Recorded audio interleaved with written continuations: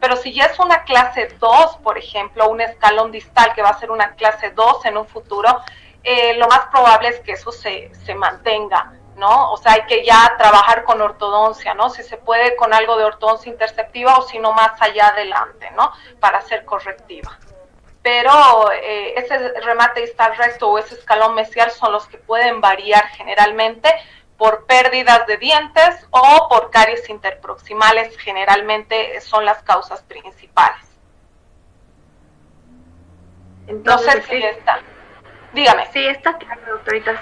Pasa que conozco un caso en el que aparentemente el paciente tenía un plano terminal recto o a mucho un escalón distal, pero actualmente el paciente presenta una clase 3 y no sufrió de pérdidas dentarias y tampoco de caries. Pero está registrado con fotografías y todo eso como para que tenga tanta certeza de que era un... Porque si es un escalón distal que se haya vuelto luego una clase 3, no me parece, a no ser que, o sea, habría tenido que tener muchas pérdidas dentales, pero es que usted me dice que no, entonces tendría que haber alguna prueba, ¿no? Algún registro fotográfico tal vez, no sé si tienen ello. ¿Qué edad tiene el paciente? Actualmente tiene 16 años, doctora. ¿Y quién le vio el remate distal antes de los 6 años? Le digo, sí hay fotografías donde se puede ver que no tiene, que aparentemente, por eso le digo, o sea, no es seguro, pero parece tener un plano terminal recto o a mucho... O sea, las fotografías, pero le han sacado antes de los 6 años. ¿Tienen esos registros? Sí, tiene. Y ahora, sí ha sufrido de malos tratamientos ortodónticos y actualmente tiene una clase 3, pero mi pregunta era que si pueden existir otros factores aparte de la pérdida de algunas piezas dentarias o de caries para que el paciente haya tenido esa clase 3.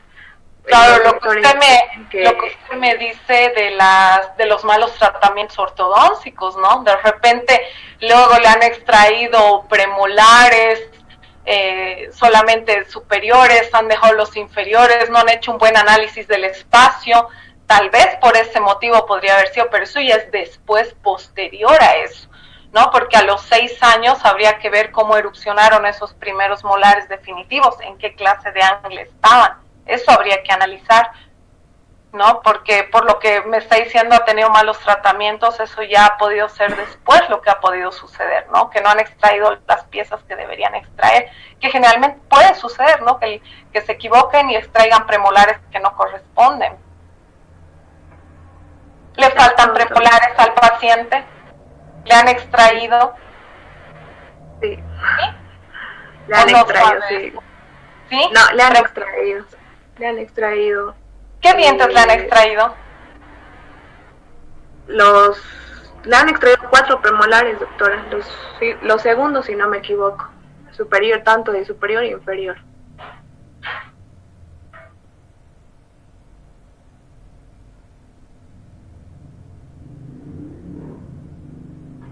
Doctorita.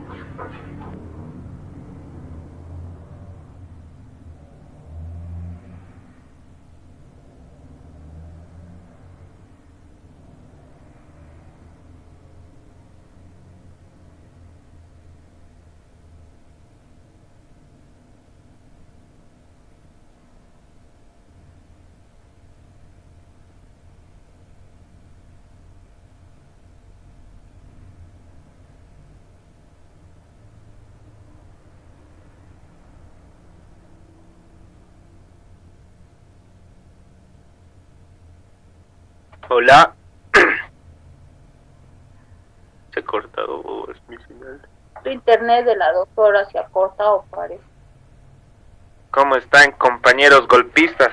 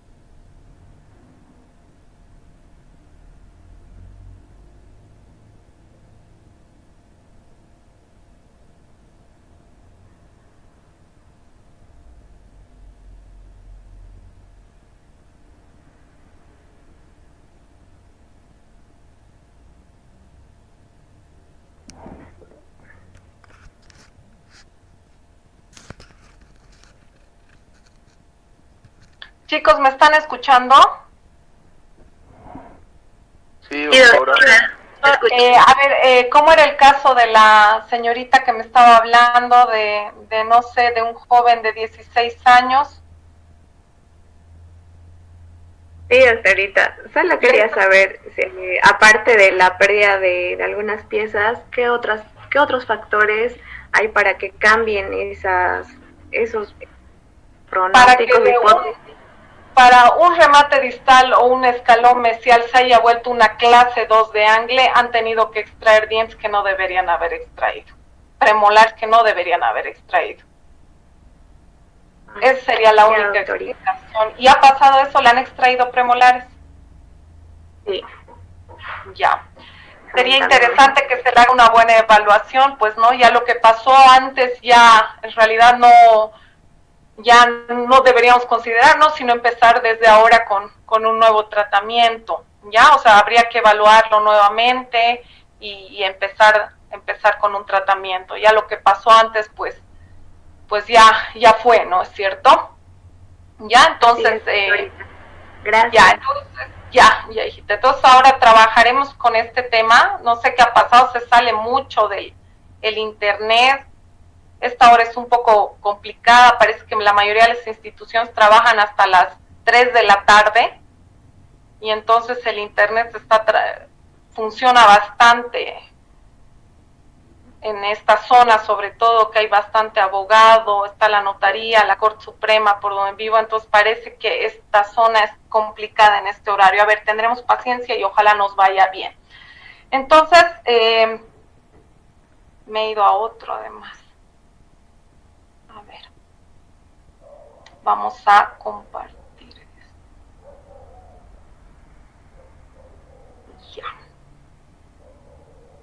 Bueno, entonces vamos a empezar con el tema de erupción dentaria, que es un tema, como les digo, que ustedes van a ser testigos en realidad de este proceso cuando atiendan a sus pacientes. Y vamos a hablar de qué es erupción dentaria, las fases de este proceso, una fase preeruptiva, una eruptiva prefuncional, una eruptiva funcional. Vamos a hablar de la cronología del desarrollo dental, signos y síntomas de este proceso de erupción dentaria, y vamos a hablar de la cronología y secuencia de erupción, tanto en la dentición temporaria como en la definitiva. Entonces, bueno, aquí vemos un alpinista, que bueno, ustedes me imagino que bueno, cualquiera, ¿no? Nos damos cuenta de que es un proceso difícil, largo, complejo, ¿no? Y en realidad esta es como una analogía que yo les quería hacer con relación a lo que sucede con el proceso de erupción dentaria, que es un proceso de igual manera difícil, largo, complejo. ¿Qué es lo que sucede con un diente que está haciendo erupción? Que nosotros realmente solo vemos la erupción clínica, pero antes de eso ha habido un proceso muy largo y difícil de varios años inclusive, donde ese germen dentario está haciendo movimientos a través de la trama ósea, ¿no? Entonces es un proceso complicado y largo este proceso de erupción dentaria. Entonces hay varias definiciones, esta es bien concreta y nos dice que la erupción dentaria es el movimiento de los dientes a través del hueso, o sea, a través de la trama ósea y la mucosa que lo está cubriendo, hasta emerger, hasta aparecer en la cavidad bucal y alcanzar la oclusión con el diente antagonista. Ya a eso se refiere lo que es este proceso de erupción dentaria. Para que un diente erupcione, para que un diente llegue a emerger a la cavidad bucal y alcance la oclusión con el diente antagonista, deben producirse una gran cantidad de cambios, no solamente de ese diente que está en ese proceso de erupción dentaria, sino también en los tejidos adyacentes, en los tejidos circundantes, los tejidos que están alrededor de ese diente. Y todo eso debe darse de una forma sincronizada. Entonces vamos a empezar hablando con las teorías que nos explican este proceso de erupción dentaria. Y tenemos para ello 4 que son las más importantes. Pese a que en realidad el mecanismo exacto de este proceso de erupción dentaria todavía no está aclarado totalmente. Existen muchas más teorías que estas que estamos mencionando, pero estas son las que tienen mayor cantidad de seguidores, las que tienen un mayor apoyo científico. Sobre todo la última, la de tracción del colágeno del ligamento periodontal, es la que más relevancia tiene dentro de estas 4. Pero vamos a ir describiendo cada una de ellas y se van a ir dando cuenta que en realidad no es muy claro, todavía no está muy claro el por qué se inicia este proceso de erupción dentaria y por qué se da. Entonces tenemos la primera teoría que nos habla de la formación y desarrollo radicular. Ustedes muy bien saben, ya hemos visto lo que es el proceso de odontogénesis, y hemos visto que cuando termina el estadio de corona, pasamos a un estadio de desarrollo radicular. Y es ahí cuando se inicia este estadio de desarrollo radicular, cuando empiezan los primeros movimientos de ese diente o de esos gérmenes a través de la trama ósea, ¿no? Entonces, esta teoría nos dice que al crecer la raíz va a significar que ese diente va a aumentar en longitud y que va a emerger, va a haber una tendencia a que aparezca, a que haga su aparición en la cavidad bucal. Pero también es muy cierto que hay dientes que llegan a erupcionar sin prácticamente tener desarrollo radicular. Entonces, bueno, es una teoría que nos explica de alguna manera el proceso de erupción dentaria, pero también existe este punto que les estoy mencionando, ¿no? Que hay dientes que aparecen en la cavidad bucal, que hacen su erupción dentaria, pero no tienen prácticamente desarrollo radicular. Luego tenemos la teoría de la presión vascular e hidrostática. ¿Esta qué nos dice? Que los tejidos tisulares que están en el periápice de ese diente que se está formando, impulsarían a ese diente que se está formando hacia la cavidad bucal, ¿ya? Después tenemos esta otra teoría que nos habla de la aposición y reabsorción ósea. ¿Esto qué quiere decir? Que va a haber una remodelación del hueso que está alrededor de este germen que está realizando estos movimientos eruptivos a través de la trama ósea, ¿no? Y este punto, ¿no? Esta teoría, en realidad, cobra un papel relativamente importante, sobre todo en los estadios iniciales del proceso de erupción dentaria. Luego, finalmente, tenemos la teoría de la atracción del colágeno al ligamento periodontal, que en realidad esta nos habla que las células del ligamento periodontal y las fibras periodontales son las que realizarían toda la fuerza y traccionarían ese diente para que realice el proceso de erupción dentaria, los movimientos de erupción dentaria. Entonces, en realidad, pues como les dije, no hay un mecanismo exacto que nos explique cómo se da este proceso de erupción dentaria. Y en realidad lo que concluyen la mayoría de los autores es que este proceso de erupción dentaria es una combinación de diversos factores, ya más que todo una combinación de varios de estos factores que hemos mencionado. Entonces, hablando de las fases del proceso de erupción dentaria, tenemos 3 fases. La primera es una fase preeruptiva, que va a iniciar ni bien terminamos con el estadio de corona, ¿no? Empezamos con el estadio de desarrollo radicular y es ahí cuando se inician los primeros movimientos eruptivos, ¿no? Después tenemos una fase eruptiva prefuncional en la cual pues ya el germen ha avanzado bastante a través de la trama ósea, emerge a la cavidad bucal, hace su erupción clínica, pero todavía no ocluye con el diente antagonista y por eso se lo llama o se lo denomina prefuncional. Y finalmente tenemos una fase eruptiva funcional, que es cuando el diente ocluye con el antagonista, ¿ya? Es ahí cuando tiene ya una funcionalidad ese diente.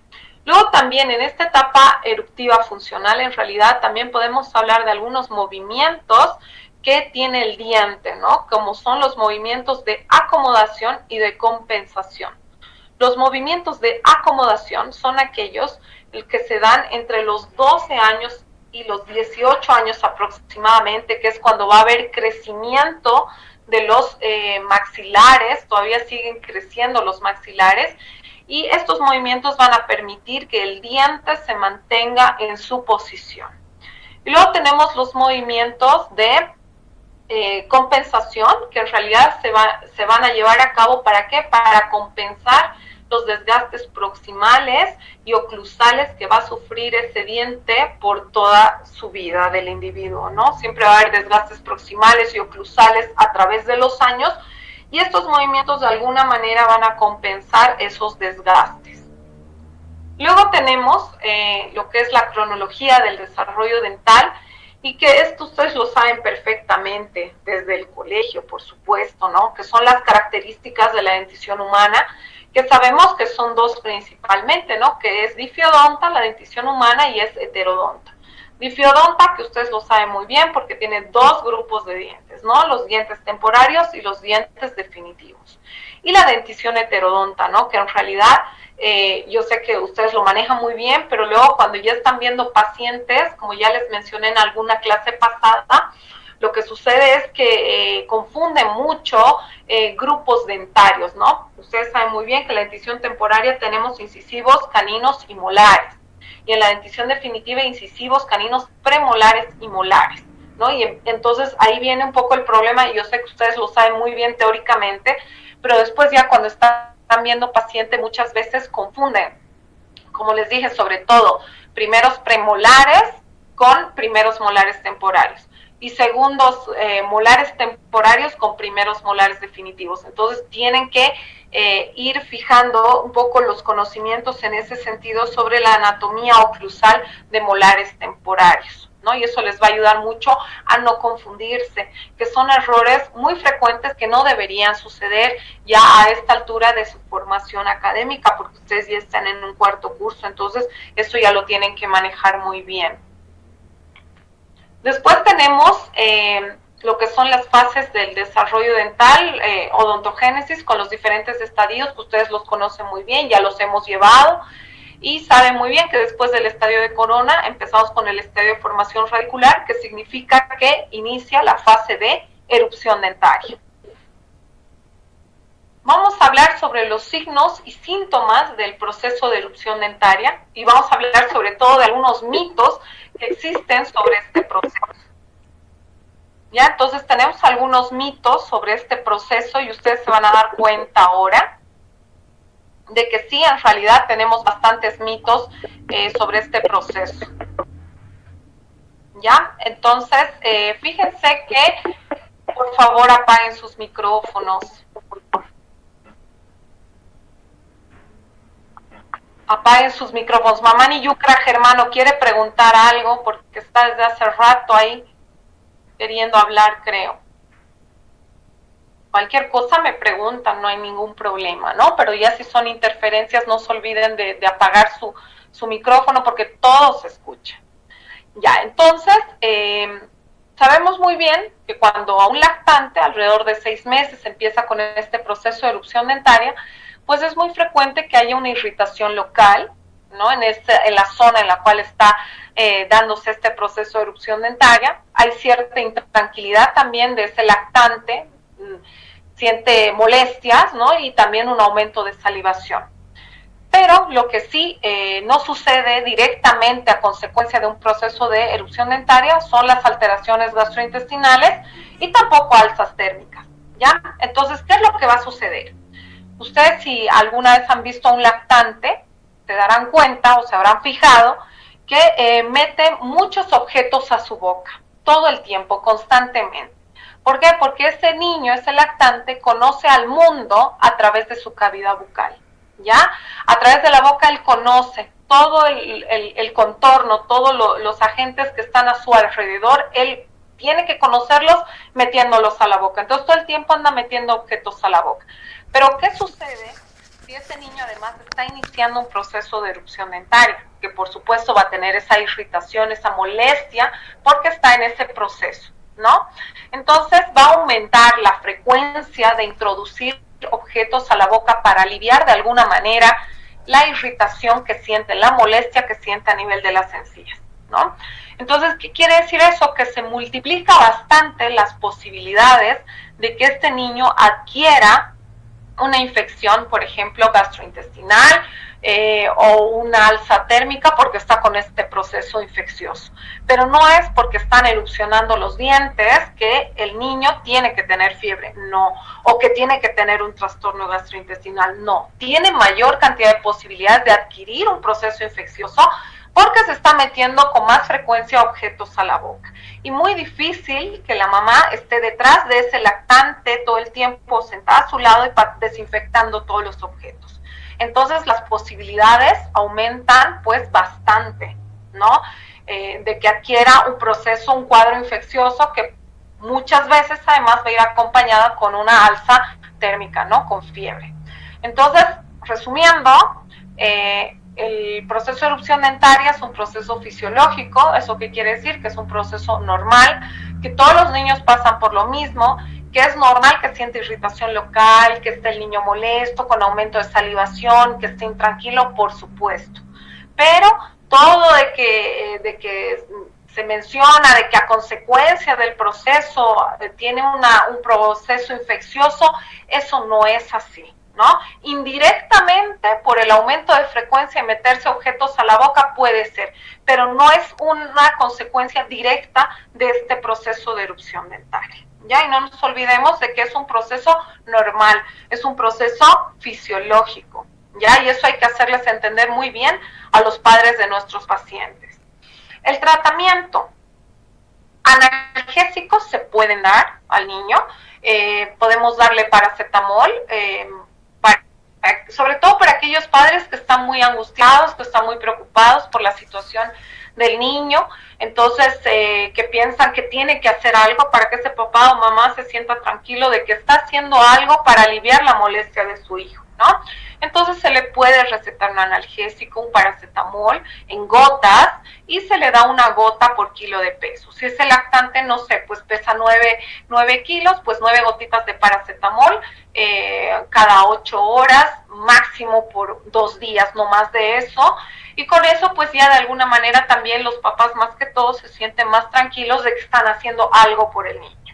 Siempre informar a los padres que es un proceso normal, que todos los niños pasan por lo mismo, entonces no hay por qué tampoco exagerar la situación, ¿ya?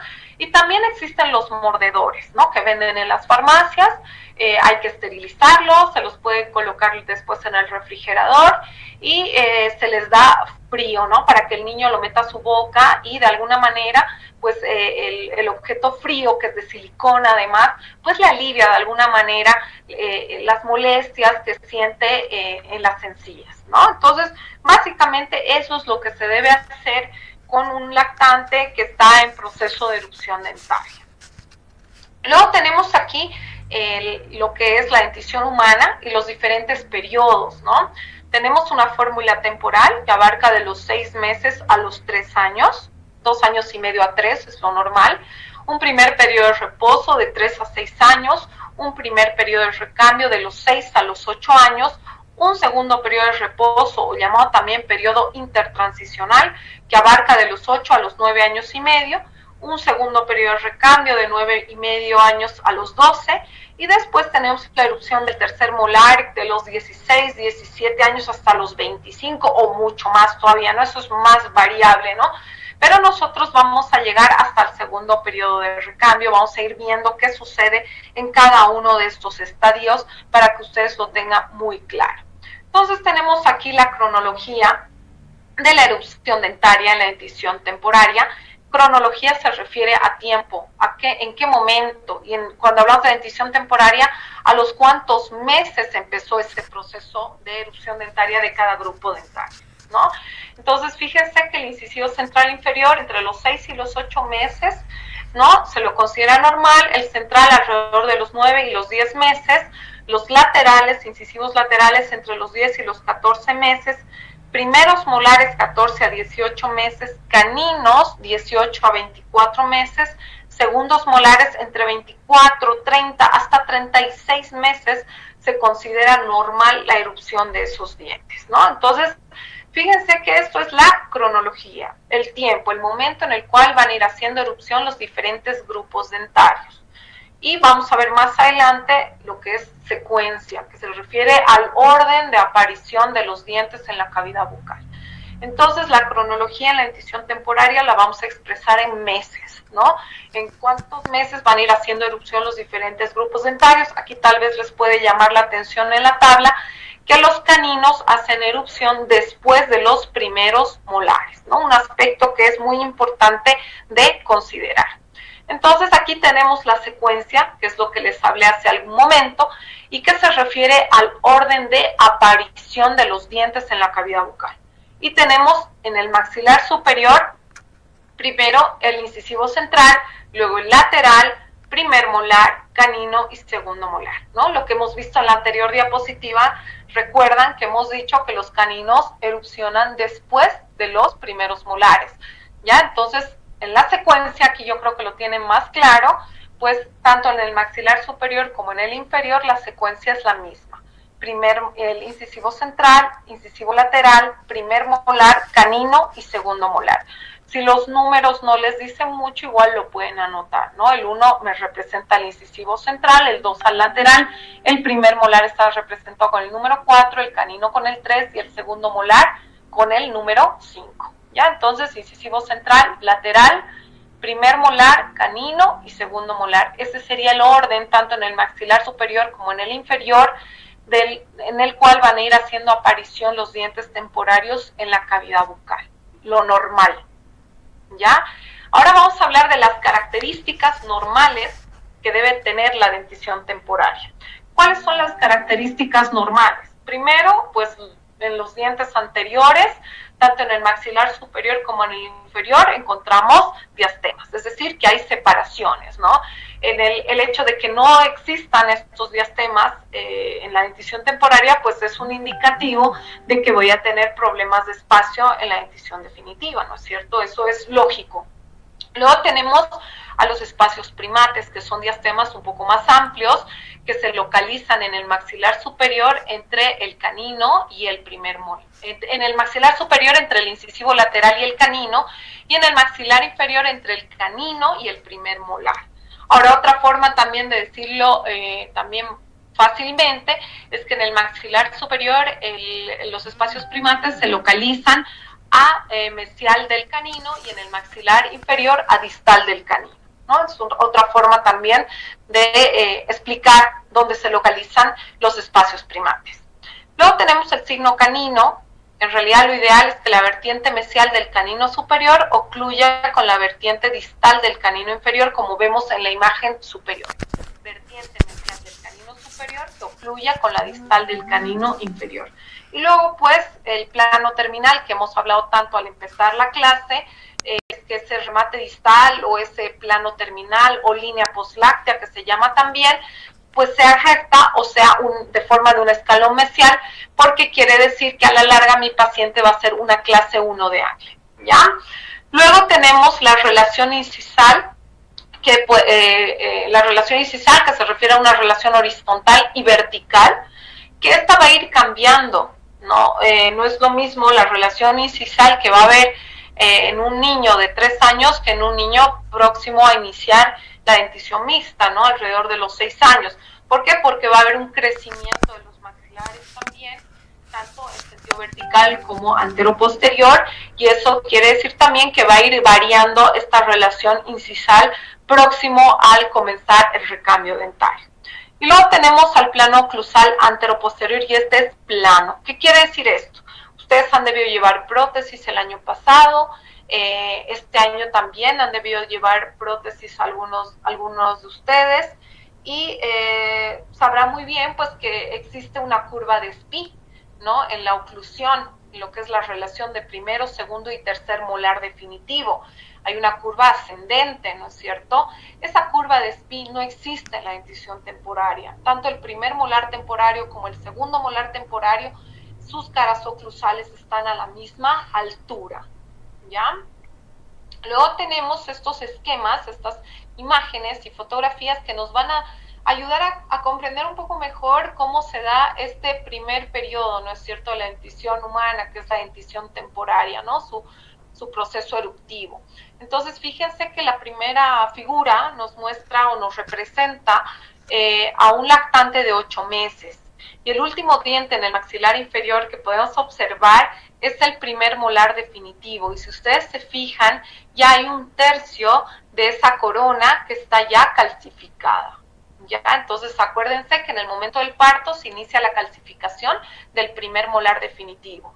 Y según este esquema, lo que estamos viendo aquí igual es el primer molar definitivo, el último diente que se puede apreciar en el maxilar inferior, y ya tiene un tercio de calcificación, ¿no? Luego fíjense, después de la imagen de los 8 meses al lado, ¿no es cierto? Ya vemos cómo están erupcionando incisivos inferiores.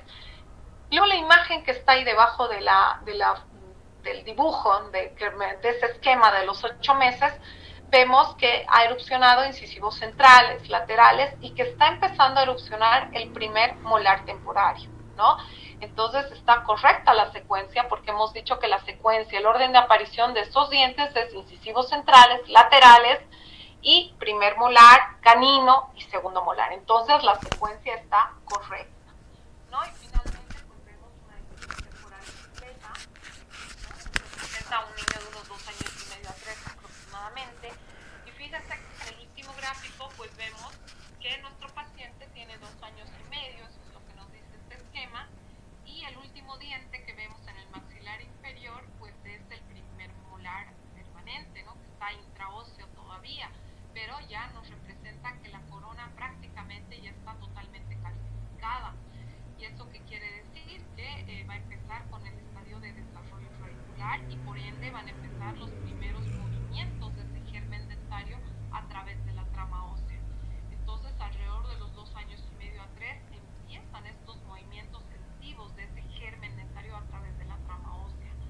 Por lo tanto, fíjense que si a los 2 años y medio a 3 empiezan los movimientos eruptivos, nosotros recién a los 6 años aproximadamente vemos clínicamente a ese primer molar definitivo.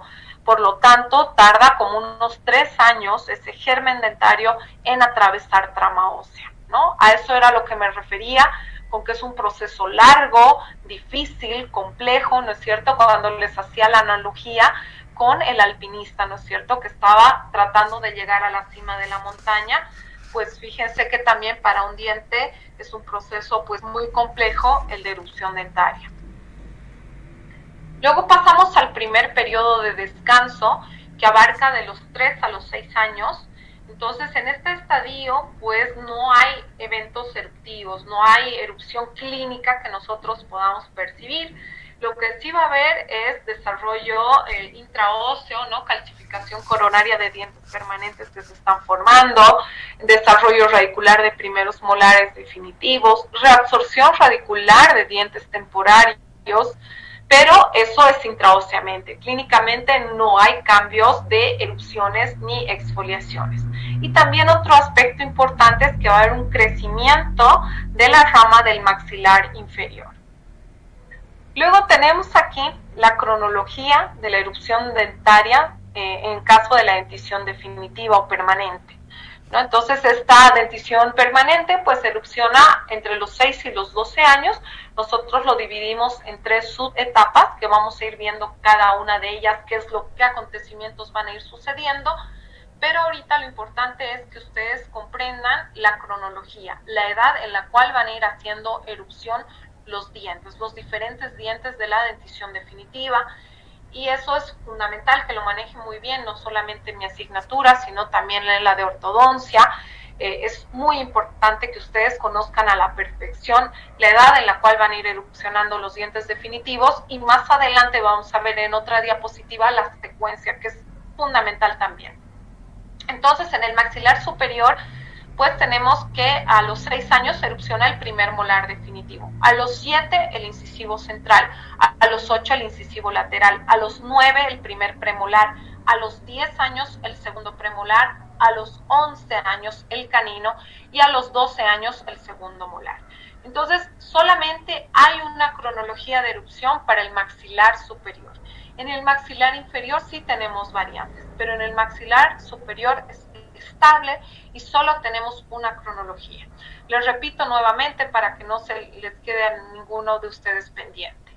A los 6 años erupciona el primer molar, a los 7 años el incisivo central, a los 8 el lateral, a los 9 el primer premolar, a los 10 el segundo premolar, a los 11 el canino y a los 12 el segundo molar. En cambio, en el maxilar inferior tenemos algunas variantes. Fíjense que a los 6 años de igual manera erupciona el primer molar y a los 7 el incisivo central inferior. Pero esto puede cambiar. Puede ser que antes erupcione el incisivo central inferior que el primer molar y se considera normal. en el maxilar inferior. A los 8 años, el incisivo lateral. A los 9 años, el canino. Fíjense que es diferente al maxilar superior. A los 9 años el canino y a los 10 años el primer premolar. Pero también se puede considerar normal que esto se invierta. Es decir, que erupcione primero el primer premolar y después el canino. A los 11 años el segundo premolar y a los 12 años el segundo molar. Entonces vamos a ir repitiendo este maxilar inferior y su cronología, que tiene más variantes, ¿no? Porque el maxilar superior es más estable. Entonces a los 6 años, primer molar, a los 7 años, incisivo central, pero esto puede invertirse y se considera también normal. A los 8 años, el incisivo lateral, a los 9 años el canino, a los 10 el primer premolar. De igual manera, si erupciona primero el primer premolar y después el canino en el maxilar inferior, también se considera normal. A los 11 el segundo premolar y a los 12 años el segundo molar. Fíjense, esta imagen es lo más frecuente que hay de consultas en la atención en odontopediatría, ¿no?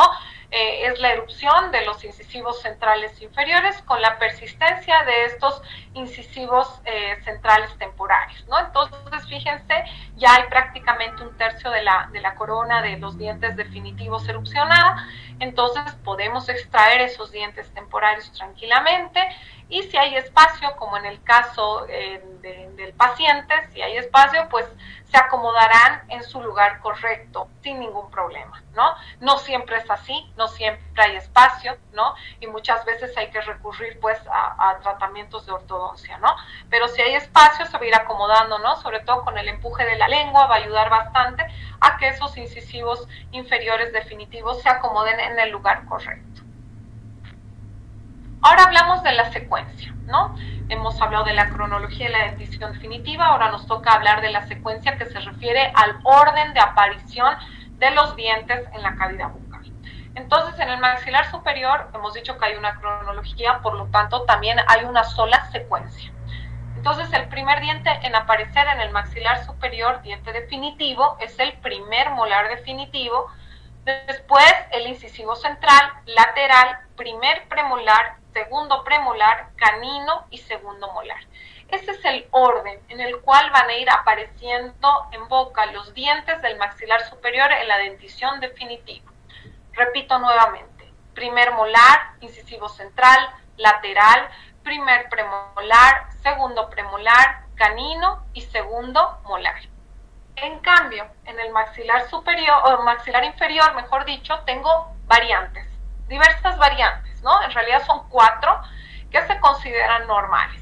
En el maxilar inferior, una de las primeras secuencias correctas sería el primer molar, incisivo central, lateral, canino, primer premolar, segundo premolar y segundo molar. La segunda variante es exactamente igual que la primera, pero si ustedes se fijan, no se erupciona primero el diente primer premolar y después el canino. Entonces, ¿cómo sería este orden en la segunda opción? Primer molar, incisivo central, lateral, primer premolar, canino, segundo premolar y segundo molar. Nuestra tercera alternativa es exactamente, la tercera y la cuarta, exactamente iguales a la primera y la segunda, con la diferencia que va a erupcionar primero el incisivo central y después el primer molar. ¿Ya?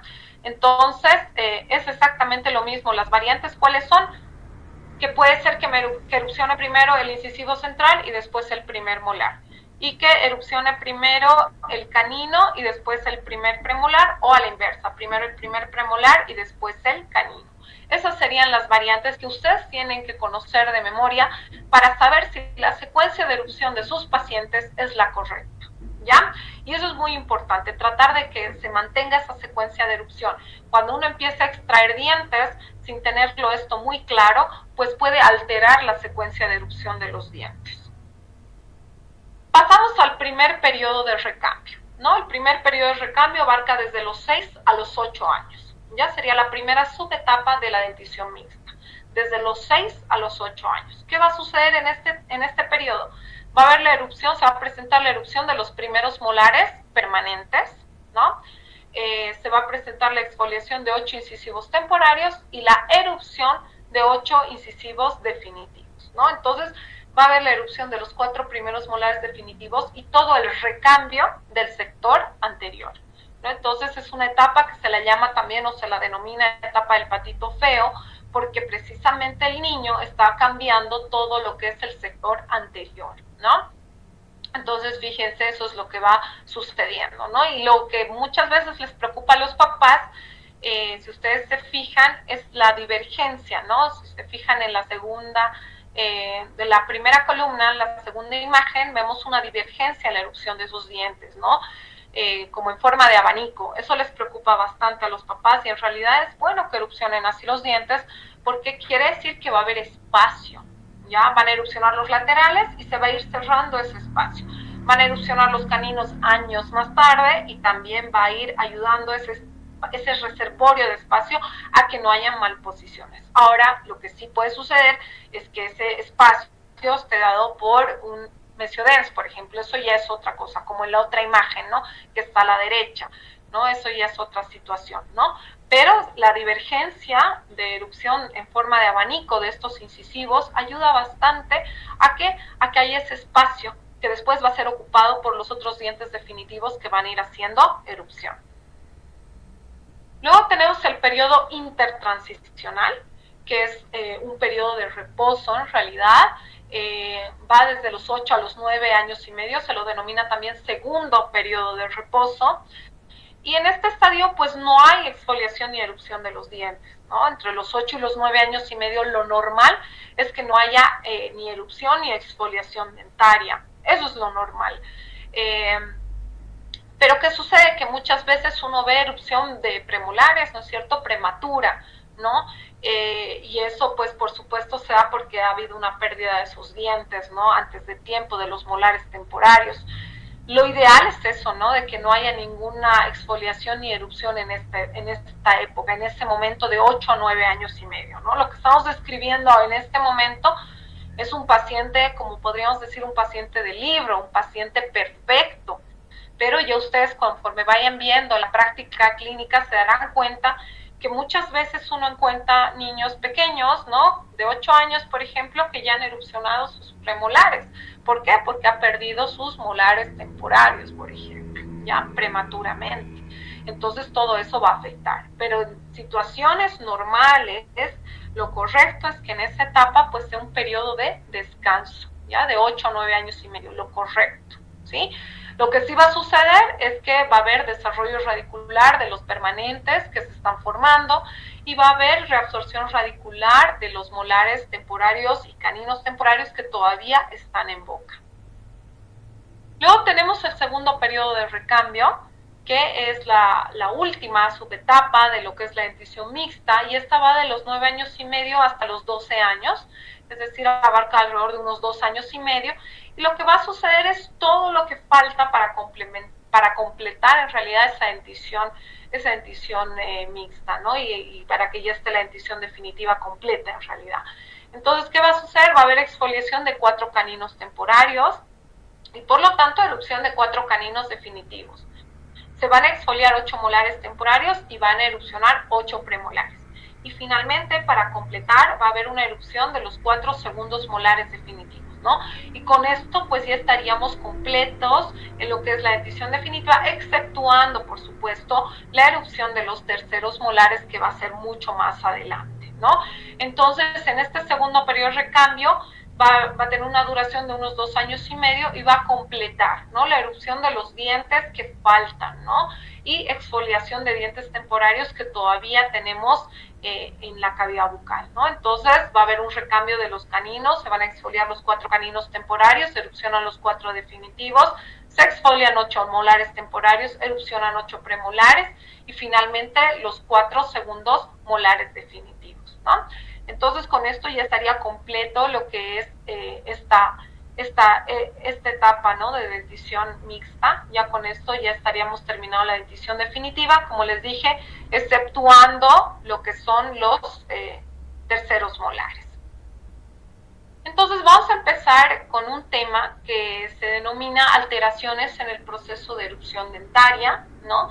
Como hemos mencionado, la erupción dentaria es un proceso fisiológico. Un proceso fisiológico quiere decir que es un proceso normal, pero como todo proceso, pues pueden presentarse algunas alteraciones. Y la erupción dentaria, pues no es la excepción, ¿no?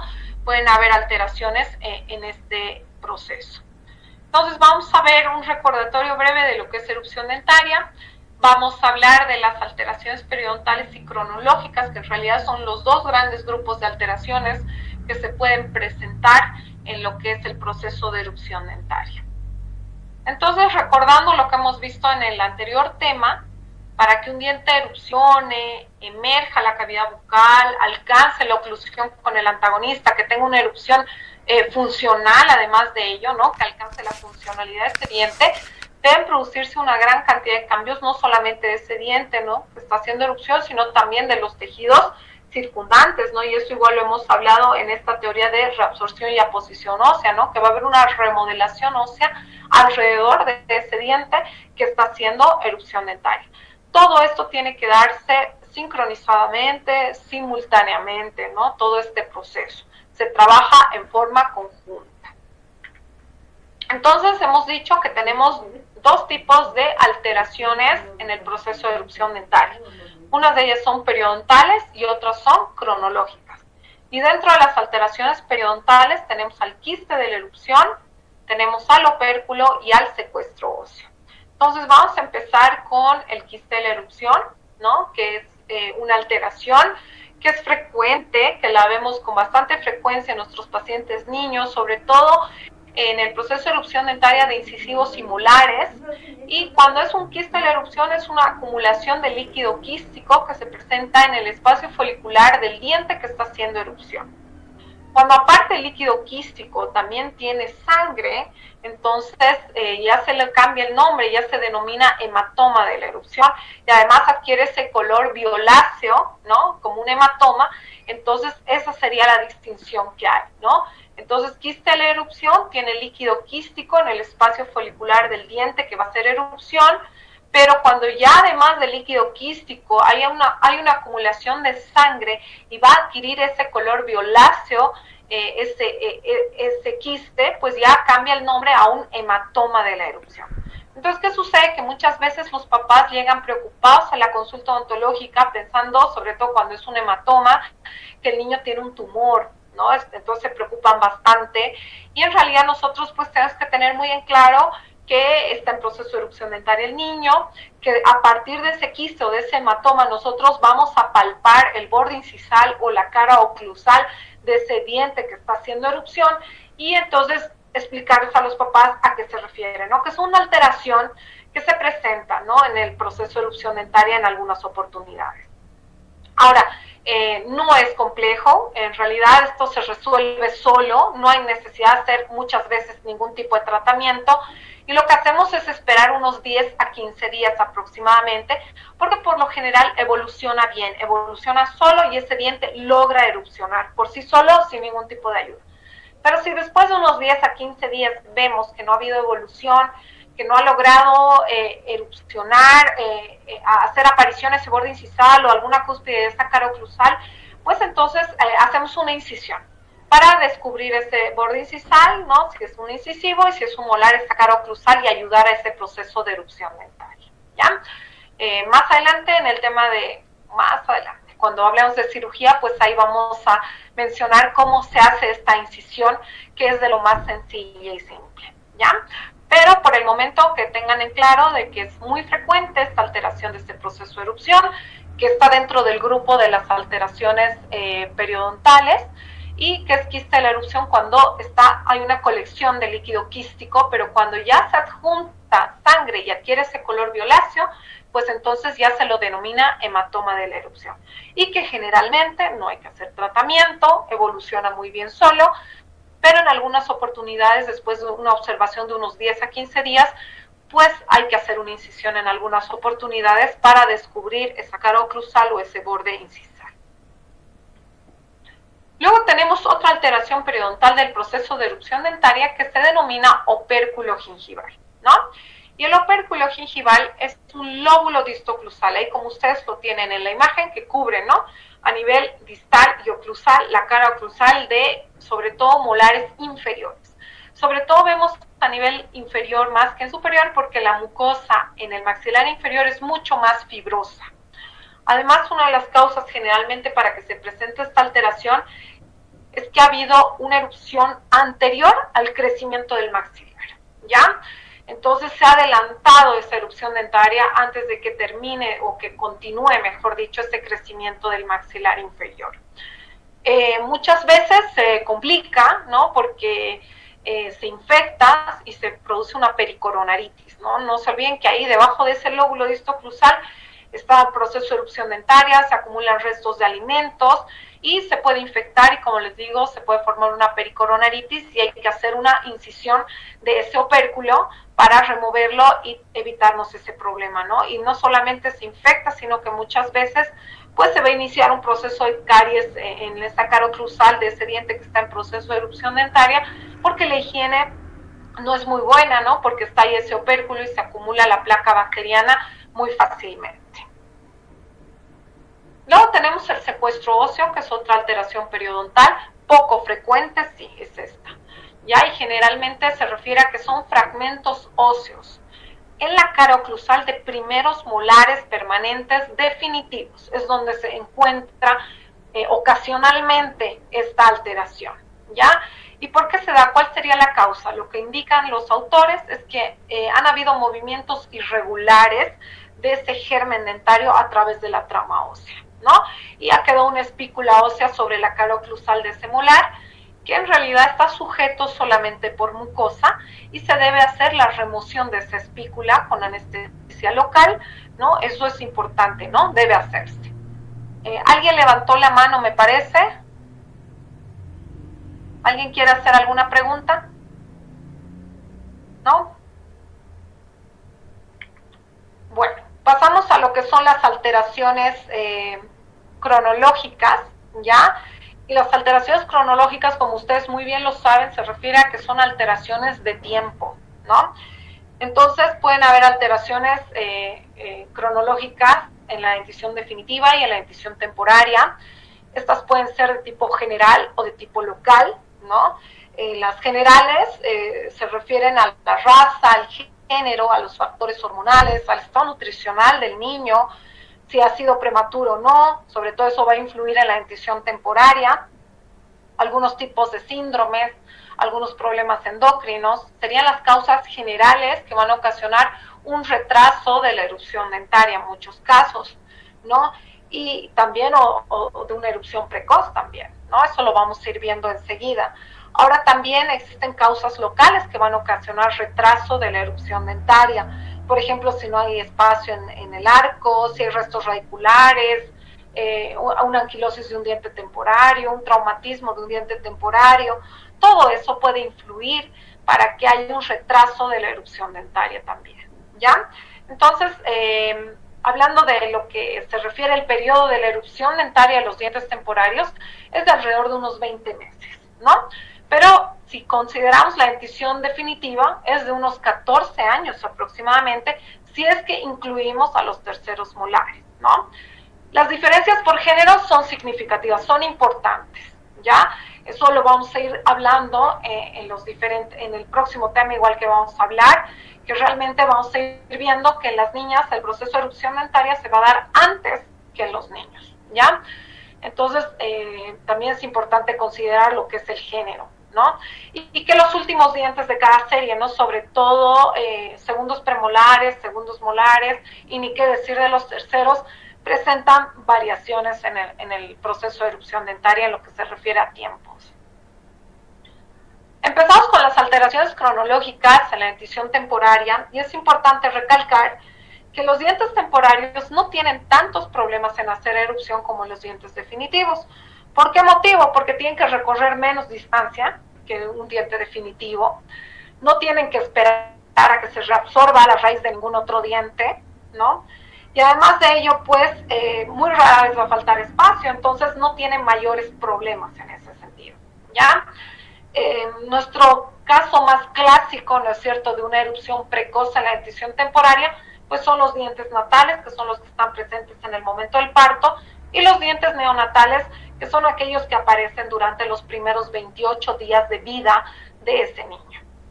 Alrededor de 50 síndromes están relacionados con la aparición de dientes natales y neonatales. Aquí lo importante es que podamos determinar si es un diente supernumerario o es un diente de la fórmula, ¿ya?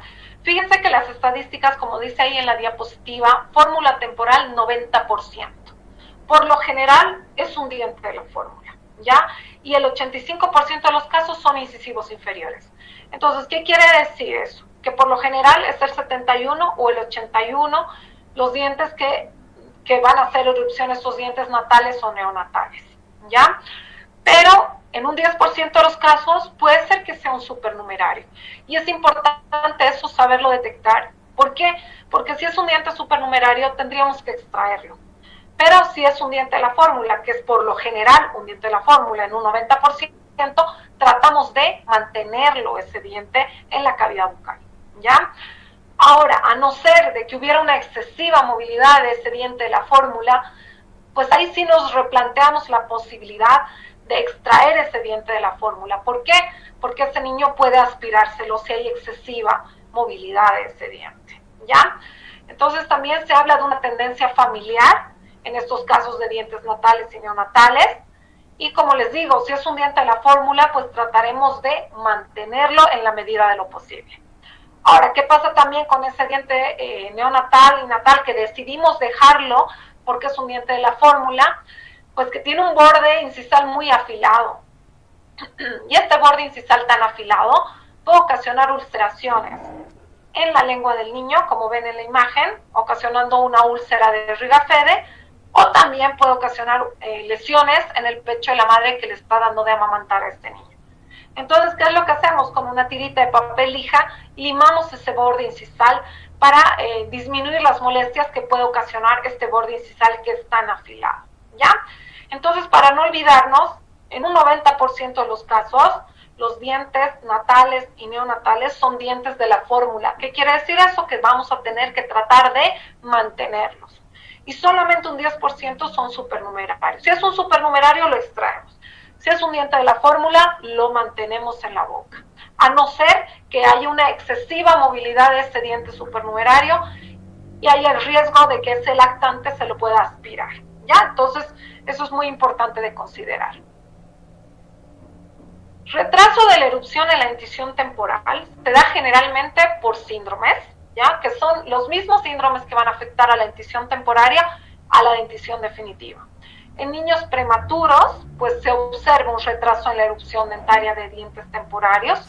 En niños con desnutrición también, que en nuestro medio es muy frecuente observar niños que ya están a los 9 meses o próximos al año de vida y que todavía no han erupcionado sus primeros dientes, ¿ya? Y eso porque se da generalmente por una desnutrición, por un bajo peso, por una hipovitaminosis. Y también las deficiencias endocrinas, ¿no? Las alteraciones endocrinas son otro factor que se lo considera también causal del retraso en la erupción dentaria. Luego tenemos también lo que es la erupción precoz en la dentición permanente, ¿ya? Ya estamos hablando ahora de la dentición definitiva. Y la erupción precoz se va a dar por una hiperfunción hormonal, hay mucha actividad hormonal, y también por un sobrepeso, por una hipervitaminosis, o sea, es a lo inverso, ¿no? Un retraso a la erupción va a ser por una hipovitaminosis, pero una erupción precoz por una hipervitaminosis. Luego tenemos el retraso a la erupción permanente, que esta puede ser local o puede ser sistémica. Local, muy claro, que afecte a uno o dos dientes. Y sistémica o generalizada, que va a afectar a toda la dentición. Y esto generalmente se da por problemas genéticos, alteraciones nutricionales como bajo peso, desnutrición, alteraciones endocrinas y síndromes. Entonces, en la dentición permanente podemos ver un retraso a la erupción dentaria de forma local, que afecte a uno o dos dientes, que es muy frecuente, y sistémica, que es general, a todos los dientes. Y esto ya es por causas generales como alteraciones genéticas, endócrinas, por síndromes. Entonces, dentro de las causas sistémicas que va a ocasionar un retraso general de la erupción dentaria en la dentición definitiva, pues tenemos a las endocrinopatías, ¿no? Como es el hipopituitarismo, hipotiroidismo, acondroplasia.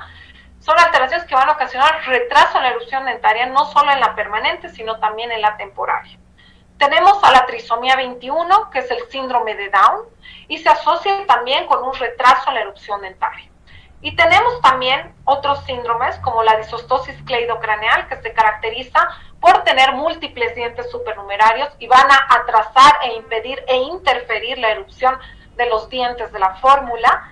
Tenemos la displasia ectodérmica, que ustedes saben que es un síndrome que se caracteriza porque los pacientes, o puede ser que tengan anodoncia o también oligodoncia, ¿no?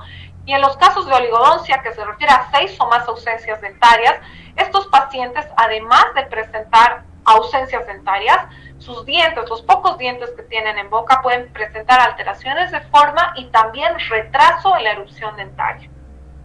Acromegalia, síndrome de progeria, incontinencia pigmentis, síndrome de Gardner, son síndromes más comunes en los cuales también vemos lo que es el retraso en la erupción dentaria de forma general, tanto en la dentición temporaria como en la dentición definitiva. Luego tenemos alteraciones locales, ¿no? Como hemos hablado, que va a afectar 1 o 2 dientes, ¿no? Y tenemos, por ejemplo, la falta de espacio en el arco, ¿no? A ver, yo creo que aquí lo van a entender mucho mejor.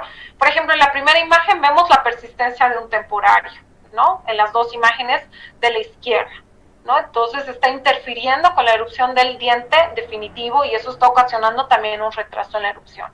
En la radiografía vemos, por ejemplo, una falta de espacio en el arco, ¿no? Entonces, por supuesto que ahí va a ser difícil por dónde va a ir erupcionando ese diente, le va a costar bastante, o lo más seguro es que se quede inclusive incluido.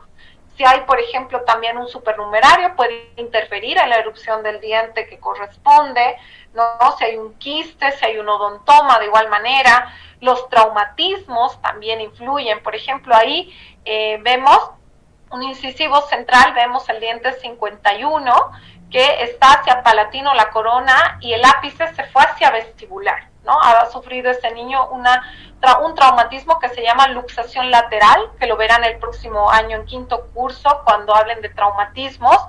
Y entonces ahí, ¿qué es lo que ha pasado? Que ha habido este traumatismo y por lo tanto también va a interferir bastante en lo que es el proceso de erupción dentaria del diente definitivo. Va a ocasionar también un retraso en la erupción de este diente definitivo, ¿ya? Entonces, básicamente sería eso en lo que se refiere a erupción dentaria y alteraciones de este proceso de erupción dentaria. Espero que lo hayan entendido, son temas muy bonitos y Dios mediante nos estaríamos viendo el día miércoles.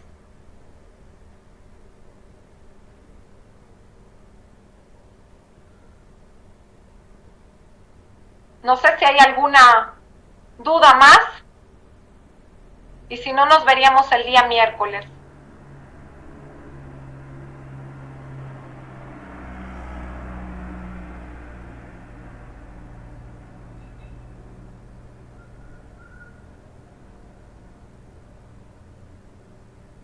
Hasta luego, jóvenes, que tengan lindo día.